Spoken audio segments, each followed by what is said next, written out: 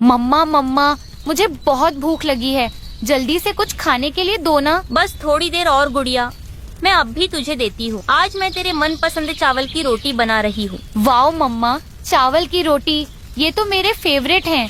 फिर तो मैं 2 रोटियां खाऊंगी। गुड़िया बेटी, 2 नहीं, तुम 3 चावल की रोटियाँ खा लेना। मैं तो तुम्हारे लिए ही बना रही हूँ। लेकिन मम्मा, आपके पास तो पैसे नहीं थे, फिर आप चावल कैसे खरीद कर लाई? गुड़िया, मैं कालू भैया के यहाँ काम करने गई थी, तब उन्होंने ही मुझे कुछ चावल दिए थे। फिर मैंने उनसे तुम्हारे लिए चावल की रोटियां बनाए। यह लो, अब तुम खा लो। गुड़िया फिर रोटियां खाने लगती है। मम्मा, अब तो ठंड बहुत बढ़ गई है और बर्फबारी भी होने लगी है। मम्मा, मेरे स्कूल के सारे बच्चे गर्म टोपियां लगाकर आते हैं, एक मैं ही हूँ जिसके पास गर्म टोपी नहीं है। मम्मा, आप मेरे लिए गर्म टोपी लेकर आओ ना।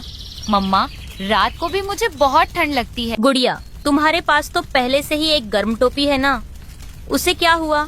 मम्मा, वो टोपी कई जगह से फट गई है और मुझे फिट भी नहीं आती। अब वो छोटी हो गई है, तो आप मेरे लिए नई टोपी ले आओ। गुड़िया, तुम कुछ दिनों के लिए अभी रुक जाओ। जब मेरे काम के पैसे मिलेंगे, तब मैं तुम्हारे लिए नई टोपी ले आऊंगी। मम्मा, आप हर बार ही ऐसा बोलती हो। अगर इस बार आप मेरे लिए टोपी नहीं लेकर आई, तो मैं स्कूल ही नहीं जाऊंगी। गुड़िया, ऐसा कुछ नहीं चलेगा। जब तक तुम्हारी नई टोपी आएगी, तब तक तुम अपनी पुरानी टोपी ही लगाना। मैं उसे ठीक कर दूंगी। रानू बाहर से तो अपनी बेटी को डांट रही थी, लेकिन वह अंदर ही अंदर बहुत उदास भी हो रही थी। माफ कर देना मेरी बेटी, क्या करूं, हम गरीब हैं, तो हम नई टोपी खरीद नहीं पाएंगे क्योंकि हमारे पास पैसे ही नहीं हैं। रानू ऐसे सोच रही थी, तभी वहाँ कालू कौवा आ जाता है। रानू, क्या हुआ? तुम बहुत उदास लग रही हो। कुछ नहीं कालू भैया, आप बताओ कैसे आना हुआ मेरे घर? वो क्या है, मुझे ना गोरी के लिए स्वेटर लेना है, लेकिन मुझे कपड़ों के बारे में कोई जानकारी नहीं है। तो क्या तुम स्वेटर खरीदने में मेरी मदद कर सकती हो? हाँ हाँ कालू भैया, क्यों नहीं, चलो मैं चलती हूँ आपके साथ बाजार। रानू और कालू मिट्टू तोते के पास स्वेटर खरीदने आ जाते हैं। भैया, एक स्वेटर कितने रुपए का है? ले लीजिए बहन जी, बहुत अच्छा स्वेटर है, इसमें बिल्कुल भी ठंड नहीं लगेगी, सिर्फ 300 रुपए का है। एक ना कालू भैया, यह हरा वाला अच्छा लग रहा है ना, इसे ही ले लेते हैं। लेकिन भैया, पैसे जरा हिसाब से लगा लो, मैं सिर्फ 200 ही रुपए दूंगी। हाँ हाँ ठीक है बहन जी, ले लो, आप 200 ही दे देना। वो दोनों स्वेटर लेकर अपने अपने घर की तरफ चले जाते हैं। रानू अपने घर आ जाती है। मैं भी अपनी गुड़िया के लिए ऊन से एक सुंदर सी टोपी बनाऊंगी। यह कहकर रानू चिड़िया गोरी के घर की तरफ आती है और वहाँ आकर गोरी को आवाज लगाती है। गोरी बहन, अरे ओ गोरी बहन, दरवाजा खोलो, मैं हूँ रानू। रानू, तुम बताओ कैसे आना हुआ, तुम ठीक तो हो? हाँ हाँ गोरी बहन, मैं ठीक हूँ। वो क्या है ना, मेरी बेटी गुड़िया नई टोपी के लिए बहुत जिद कर रही है, तो मैंने सोचा मैं उसके लिए बना दूंगी। लेकिन मेरे पास ऊन नहीं है, तो मैं आपके पास चली आई। क्या आपके पास थोड़ी ऊन है? रानू, माफ करना, मेरे पास ऊन नहीं है, वरना मैं तुम्हें जरूर दे देती। ऐसा करो, तुम रानी चिड़िया के पास चली जाओ, उसके पास ऊन हमेशा होती है। रानू सीधी रानी के घर की तरफ आती है। रानी बहन, तुम्हारी तबीयत कैसी है? हाँ हाँ रानू, मैं अब ठीक हूँ, बताओ कैसे आना हुआ? रानी बहन, ठंड बहुत बढ़ गई है और गुड़िया टोपी के लिए जिद कर रही है। मैंने सोचा उसके लिए नई टोपी बुन दूं, लेकिन मेरे पास ऊन नहीं है। अगर तुम्हारे पास हो तो मुझे दे दो।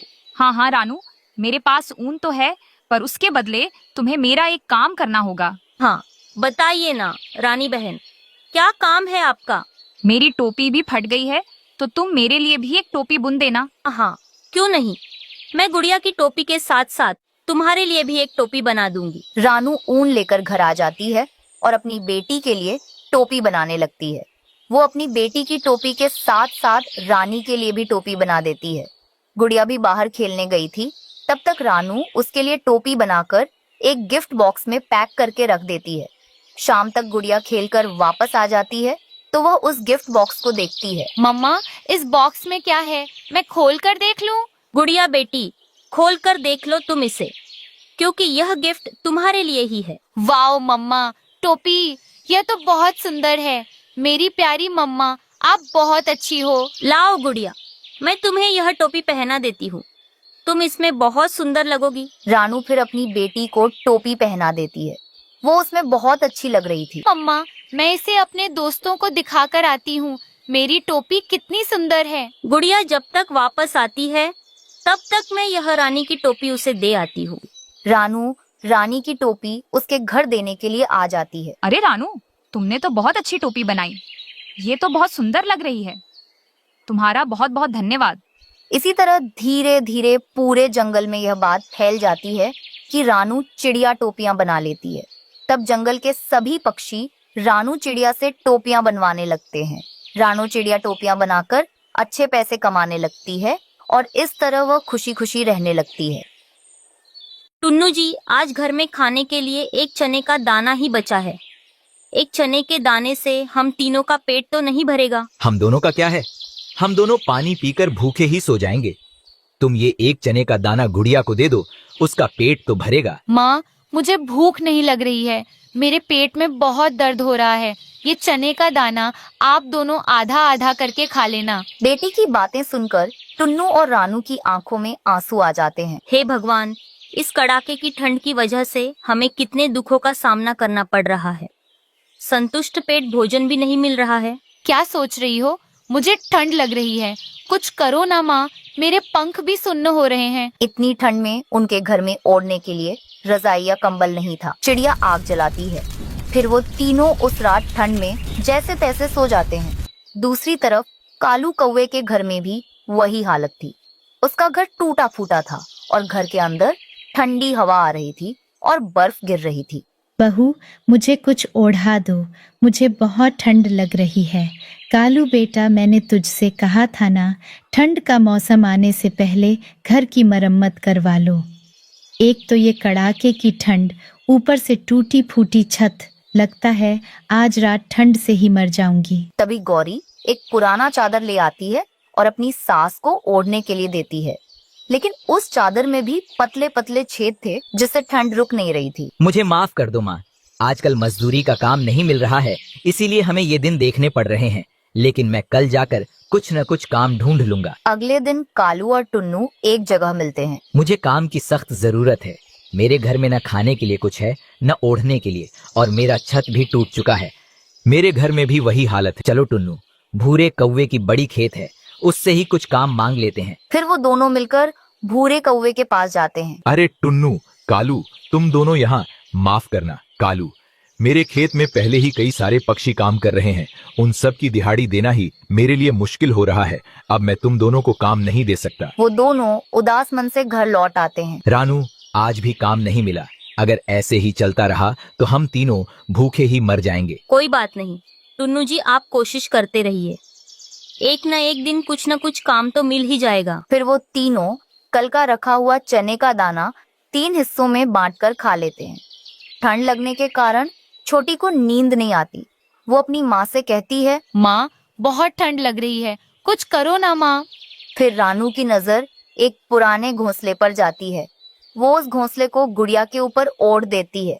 अगले दिन कालू और टुन्नू भूखे पेट ही काम ढूंढने के लिए निकलते हैं। फिर कबूतर उन दोनों को लकड़ियां काटने का काम देता है। वहाँ उन्हें 500 रुपए दिहाड़ी में काम मिलता है। कड़ाके की ठंड में काम करते करते उनके पंख सुन्न हो जाते हैं, लेकिन वे रुकते नहीं। शाम को कबूतर उन्हें उनकी मेहनत की कमाई देता है। उन पैसों से वे दोनों घर के लिए राशन खरीदते हैं। अगले दिन की दिहाड़ी से वे कंबल खरीदते हैं। इस तरह मेहनत मजदूरी करके वे धीरे धीरे पैसे जोड़कर अपने लिए पक्का और मजबूत घर बना लेते हैं। फिर वे अपने अपने परिवारों के साथ ठंड के मौसम में आराम और खुशी से रहने लगते हैं। जंगल में ठंडी हवाएं शुरू हो गई थीं। सभी पक्षी ठंड के मौसम के लिए भोजन इकट्ठा कर रहे थे। अभी बर्फबारी होने में और कुछ दिन बाकी है। मैंने तो भोजन इकट्ठा कर लिया है। क्यों ना मैं अपने लिए एक पक्का लकड़ियों का घर बना लूं।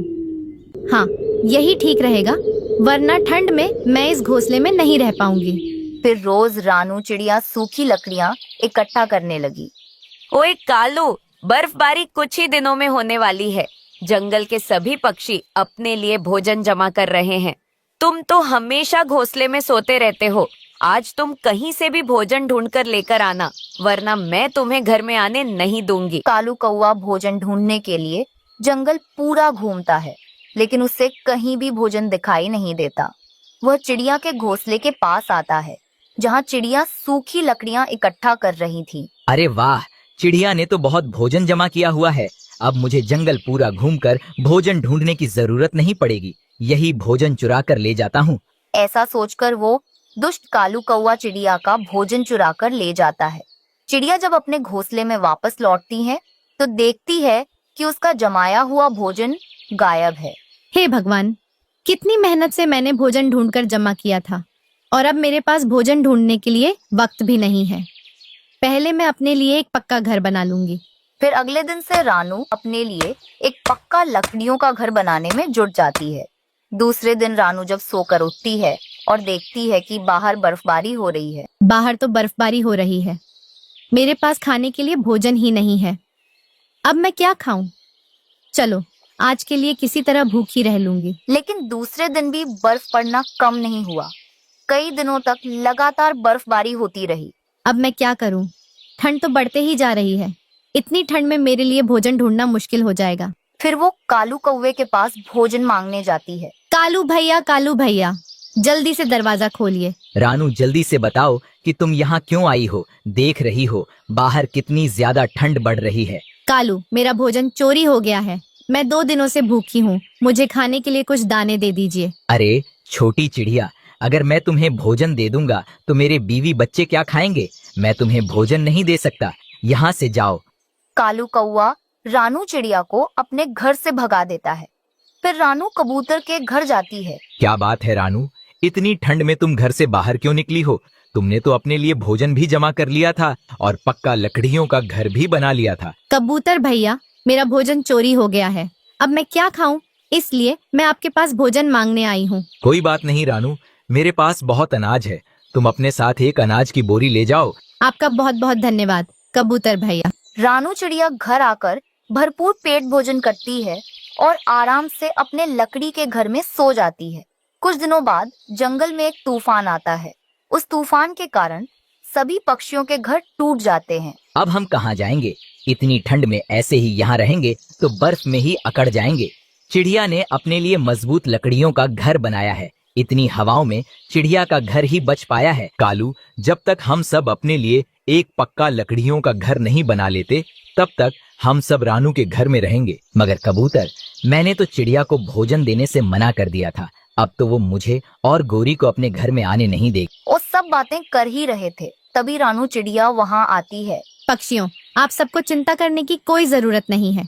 जैसे ही मुझे पता चला कि तूफान में आप सबका घर टूट गया है, मैं आप सबको लेने के लिए यहाँ आ गई हूँ। मेरा लकड़ी का घर बहुत मजबूत है। आप सब आराम से रह सकते हो। फिर सभी पक्षी रानू के घर में रहने के लिए आ जाते हैं और ठंड के मौसम में आराम से रानू के घर में रहने लगते हैं।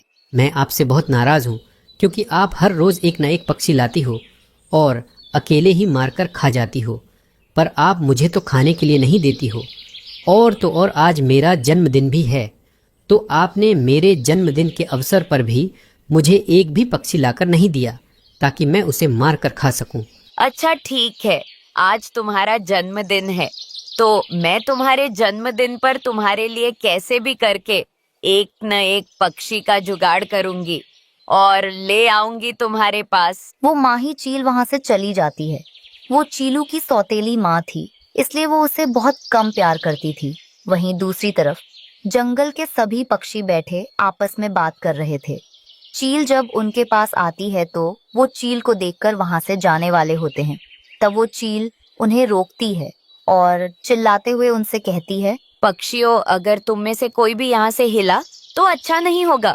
सब यहीं रुको, मैं किसी को नहीं मारूंगी। नहीं नहीं पक्षियों, आप सब चलो यहाँ से। इस चील की बातों में आकर यहाँ मत रुको, क्योंकि ये ऐसे बोलकर हमें खाना चाहती है। पक्षियों रुक जाओ, आप में से कोई कहीं मत जाओ, यहीं रुक जाओ। यह चील क्या कह रही है, इसकी बात सुन लो। हो सकता है कि ये सुधर गई हो और हमें न खाए। सुनो पक्षियों, मेरे बेटे का जन्मदिन है तो मैं चाहती हूँ कि आप सब पक्षी आए और सब मिलकर मेरे बेटे का जन्मदिन सेलिब्रेट करें। चील बहन, जन्मदिन की दावत में क्या क्या खाने को मिलेगा? तुम जो कहोगी वो खाने के लिए मिलेगा आप सबको दावत में। कव्वी, तुम बहुत सुंदर हो, बहुत समझदार भी हो। वो चील फिर वहां से चली जाती है और जाते जाते कौवों से दोस्ती भी कर जाती है। कौवे तो चील के दोस्त बन गए थे, इसलिए वो दोनों तो हर हाल में चीलू के जन्मदिन में जाना चाहते थे। और फिर वो जंगल के बाकी पक्षियों से भी चील के बेटे के जन्मदिन में जाने का कहते हैं। नहीं नहीं कव्वो, मैं नहीं जाऊंगी। तुम्हें जाना है तो तुम चले जाना, जिस किसी को भी जाना है सब चले जाना, लेकिन मैं नहीं जाऊंगी वहाँ, क्योंकि मुझे इन चीलों पर जरा भी भरोसा नहीं है। ये जालिम है, बहुत बुरी होती है, और ये हम पक्षियों के लिए तो बिल्कुल अच्छी नहीं है। छोटी चिड़िया, तुम तो हो ही छोटी और तुम्हारी सोच भी छोटी है। तुम चुप करके बैठो, सब पक्षी जाएंगे। चीलू के जन्मदिन में कोई नहीं रहेगा, तुम भी जाओगी। हाँ, तो मैंने कब मना किया है? गोरी, तुम चली जाना, बाकी पक्षियां जाना चाहे तो वो भी चले जाए, लेकिन मैं नहीं जाऊंगी, क्योंकि ये चीलें बदल नहीं सकती है। ये जालिम और खतरनाक होती है, ये जरूर हमें अपने झांसे में फंसा रही होगी। हाँ चिड़िया, तुम ठीक कहती हो। फितरत कभी नहीं बदलती है। हमें क्या मरने का शौक है? जो हम जाए उस चील के बेटे के जन्मदिन में। कौवे, तुम्हें जाना है तो तुम दोनों ही जाओ, हमें नहीं मरना, तुम ही जाकर मरो। हाँ पति जी, आप ठीक कहते हो। तुम्हें जाना है तो तुम ही जाओ कौवे, लेकिन हम नहीं जाएंगे। हमें क्या मरना थोड़ी ना है, हम तो यहाँ अपनी जिंदगी जीने के लिए आए हैं, तो पूरी जी कर ही मरेंगे। उस चीलों के हाथों क्यों मरे? इस तरह जंगल के कुछ पक्षी चिड़िया की बात मान लेते हैं। वो वहां जाने के लिए मना कर देते हैं। तब हरियाली तोती कहती है, चिड़िया, तुम्हें नहीं जाना तो मत जाओ, लेकिन मैं तो जाऊंगी, क्योंकि वो छोटा बच्चा है। उसके साथ जंगल का कोई बच्चा खेलता भी नहीं है, और अगर कोई उसके जन्मदिन में भी नहीं जाएगा तो वो बहुत दुखी होगा। इसलिए मैं तो जाऊंगी। और वैसे भी अगर वो चील खराब होती और हमें खाना चाहती तो अभी हम सब पक्षी यहाँ थे। अगर उसे खाना होता तो वो हम सबको खाती, लेकिन उसने ऐसा नहीं किया। शायद अब वो सुधर गई है, तो मैं तो जाऊंगी। चिड़िया, मैं तो कहती हूँ कि तुम भी चलो और ये अपना गलतफहमी मन से निकाल दो। लेकिन चिड़िया, कबूतर और कबूतरी तो नहीं मानते और वो नहीं आते। बेचारी हरियाली तोती तो कौवों के साथ गिफ्ट लेकर आती है। जैसे ही वो वहां आते हैं, वो चील तो उन पर झपट कर हमला कर देती है और छोटा चील हरियाली तोती को दबोच लेता है। ये तुम क्या कर रहे हो छोटे चील? मुझे क्यों मार रहे हो? मैंने तो तुम्हारे लिए अच्छा सोचा था। मैंने सोचा था कि कोई पक्षी तुम्हारे साथ खेलता नहीं है और कोई तुम्हारे जन्मदिन में नहीं आएगा तो तुम्हें अच्छा नहीं लगेगा, इसलिए मैं आई हूँ और तुम मुझे ही मार रहे हो। मुझे छोड़ दो। मुझे तो आज मजा ही आ जाएगा। इस मांस को खाकर मेरे तो मजे ही मजे है। मांस भी मिल गया और गिफ्ट भी आ गए। सच में मम्मा, आप ठीक कहती हो कि हम चीलों की तो बात ही अलग है। हाँ हाँ चीलू बेटे, मैंने तुमसे एकदम सही कहा था। चलो अब तुम खा लो इस तोती को। कम से कम अब तुम्हें भी मांस खाने को तो मिल गया, वैसे भी तुम रोज मुझसे कहते थे। वो चील और उसका बेटा इस तरह उन्हें मार देते हैं और उन तीनों को चील पर भरोसा करने की सजा मिल जाती है। सर्दियों की शुरुआत हो चुकी थी। जंगल में बर्फबारी हो रही थी और ठंडी हवाएं चारों ओर चल रही थी। सफेद बर्फ ने जंगल को एक चादर की तरह ढक लिया था। पक्षी और जानवर अपने अपने घरों में वापस जा रहे थे। हर कोई सर्दी से बचने का उपाय खोज रहा था। जंगल के एक पुराने जामुन के पेड़ पर रानो चिड़िया अपने बेटे कुक्कू के साथ रहती थी। रानो ने सर्दी के लिए पहले ही तैयारी कर ली थी। उसने जामुन के पेड़ पर अपने लिए मजबूत जामुन का घर बना लिया था। कुक्कू, जो अभी छोटा और नटखट था, हमेशा अपनी माँ के काम को देखकर हैरान रहता था। माँ, तुम इतनी मेहनत क्यों कर रही हो? ठंड में कौन काम करता है? हम ऐसे ही कहीं पेड़ पर सो सकते हैं। बेटा, ठंड बहुत कठोर होती है। अगर हम समय रहते तैयारी नहीं करेंगे तो मुश्किल में पड़ सकते हैं। मेहनत से कभी पीछे नहीं हटना चाहिए। लेकिन माँ, क्या सच में इतनी ठंड आने वाली है? हाँ बेटा, सर्दी बहुत तेज होती है। तुम देखना, हमारा ये जामुन का घर हमें सुरक्षित रखेगा। कुक्कू माँ की बात सुनकर चुप हो गया, लेकिन वो अब भी माँ की मेहनत का महत्व नहीं समझ पा रहा था। जंगल में कालू कौवा और उसकी पत्नी गौरी कौवी रहते थे। कालू बहुत चालाक और लालची था और गौरी हमेशा उसकी योजनाओं में उसका साथ देती थी। जब उन्होंने रानो का नया घर देखा तो उनके मन में जलन और लालच आ गया। गौरी, देखा तुमने रानो का घर? कितना आरामदायक लग रहा है। इस सर्दी में वहाँ रहने से मजा आ जाएगा। हमें वह घर चाहिए। हाँ, लेकिन रानो चिड़िया बहुत चालाक है। उसे वहाँ से भगाना आसान नहीं होगा। हमें कोई चाल चलनी होगी। तुम ठीक कह रही हो, लेकिन हम इसे पाने के लिए कुछ भी करेंगे। ठंड से बचने के लिए ये सबसे अच्छा ठिकाना है। दोनों ने मिलकर रानो को उसके घर से भगाने की योजना बनाई। कालू और गौरी ने सोचा कि पहले रानो को सीधे बातों में उलझाया जाए। वे रानो के घर के पास पहुंचे और पेड़ की डाल पर बैठ गए। रानू बहन, ठंड कितनी ज्यादा बढ़ रही है। हम दोनों को घोंसले में रहने अब बहुत मुश्किल हो गया है। क्या तुम हम दोनों को कुछ दिनों के लिए अपने जामुन के घर में रख लोगी? कालू भैया, मेरा घर बहुत छोटा है और यहाँ सिर्फ मैं और कुक्कू किसी तरह रह पा रहे हैं। आप कोई और जगह ढूंढ लीजिए। छोटी चिड़िया, हम दोनों इतनी आसानी से हार मानने वाले नहीं हैं। देखते रहो, हम दोनों तुम्हारे घर को कैसा कब्जा करेंगे। कालू और गौरी ने सोचा कि अगर वे रानो के खाने की चीजें चुरा लें तो वह कमजोर हो जाएगी और ठंड में भोजन के लिए इधर उधर भटकेगी। उन्होंने रात में चोरी की योजना बनाई। जब रात का अंधेरा गहरा हो गया, रानो और कुक्कू सो गए तो कालू चुपके से उनके घर के अंदर जाता है। माँ, कोई घर में आया है, हलचल कर रहा है। कौन है वहाँ? रानो की आवाज सुनकर कालू डर गया और तुरंत उड़ गया। रानो कालू को खिड़की में से भागते हुए देख लेती है। रानो ने महसूस किया कि कालू और गौरी उसे लगातार परेशान करने की कोशिश कर रहे हैं। उसने अपने जंगल के दोस्तों बुलबुल और कबूतर से मदद मांगी। बुलबुल बहन, कालू और गौरी हमें परेशान कर रहे हैं। वे हमारा घर छीनना चाहते हैं। रानो, चिंता मत करो, हम सब एक उपाय निकालकर उन कौवों को अच्छे से सबक सिखाएंगे। रानू बहन, मुझे एक उपाय आया है। तुम्हारे घर के आसपास कांटे और नुकीले पत्थर रख दो। इससे कोई अंदर घुसने की हिम्मत नहीं करेगा। चिड़िया ऐसे ही करती है। वो घर के चारों ओर कांटे और नुकीले पत्थर रख दिए। कालू और गौरी ने फिर से रानो के घर में घुसने की कोशिश की, लेकिन कांटे और पत्थरों की वजह से उन दोनों के पैर और पंख में से खून निकल रहा था। कालू जी, मेरे पैरों में से खून आ रहा है। मेरे पैरों में कांटे चुभ गए हैं। मुझे बहुत दर्द हो रहा है। कालू जी, कुछ कीजिए। हाँ गौरी, मेरे पैरों में भी कांटे चुभ गए हैं। मेरे पैरों में से भी खून आ रहा है। शायद रानू ने अपने घर के चारों ओर कांटे और पत्थर रखे हैं। तभी रानू उनकी आवाज सुनकर बाहर आती है। वो कांटे और नुकीले पत्थर हटा देती है। दुष्ट कौवों, मुझे पता था तुम दोनों मेरे मेहनत से बनाए हुए घर को बर्बाद करना चाहते हो और मुझे और मेरे बेटे को बाहर ठंड में मरते हुए देखना चाहते हो।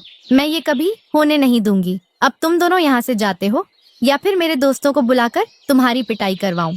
वो दोनों बाकी पक्षियों का नाम सुनकर डर जाते हैं और पति पत्नी दोनों जंगल छोड़कर भाग जाते हैं।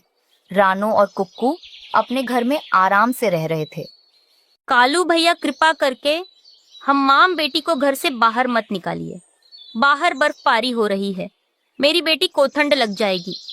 तुम्हारी बेटी को ठंड लग गई तो मैं क्या करूं? मुझे तो बस किराए से मतलब है। तुमने तो 2 महीनों से किराया नहीं दिया है। कालू भैया, आपको तो पता है 2 महीने पहले ही मेरे पति की मौत हो गई है। मैं जैसे तैसे करके घर का गुजारा कर रही हूँ। मैं जल्दी ही किराए के पैसे दे दूंगी। कृपा करके कुछ महीनों तक घर में रहने दीजिए। मुझे पता है रानू, तुम्हारा पति इस दुनिया में नहीं रहा, इसलिए मैं 2 महीनों से तुमसे कुछ नहीं कह रहा था। लेकिन अब बहुत हो गया। तुमसे किराया लिए बिना तुम्हें इस घर में फुकट में रहने नहीं दूंगा। कालू कौवा चिड़िया और उसकी बेटी को घर से बाहर निकाल देता है। माँ, देखिए बाहर कितनी ठंड हो रही है। बर्फ गिर रही है। माँ, अब हम कहाँ जाएंगे? मुझे अब कुछ नहीं समझ रहा गुड़िया। अब हम कहाँ जाएंगे? वो देखो, वहाँ एक बड़ा सा पेड़ नजर आ रहा है। चलो हम वहाँ चलते हैं। चिड़िया अपनी बेटी के साथ एक बड़े से पेड़ के नीचे बैठ जाती है। जब कालू कौवा अपने घर पहुँचता है तो उसकी पत्नी गौरी उससे कहती है, कालू जी, इतनी ठंड में मुझसे काम नहीं होता। ठंड के वजह से मेरे पंख बहुत दर्द कर रहे हैं। मुझे एक काम वाली चाहिए। काम वाली? अब काम वाली को मैं कहाँ से ढूंढ कर लाऊंगा? कालू जी, अगर आप मेरे लिए नौकरानी लेकर नहीं आएंगे तो मैं अपने मैके चली जाऊंगी। मुझे इतनी ठंड में काम करना बिल्कुल भी पसंद नहीं है। गौरी, अगर तुम तुम्हारे मैके चली जाओगी तो मैं अकेले कैसे रहूंगा।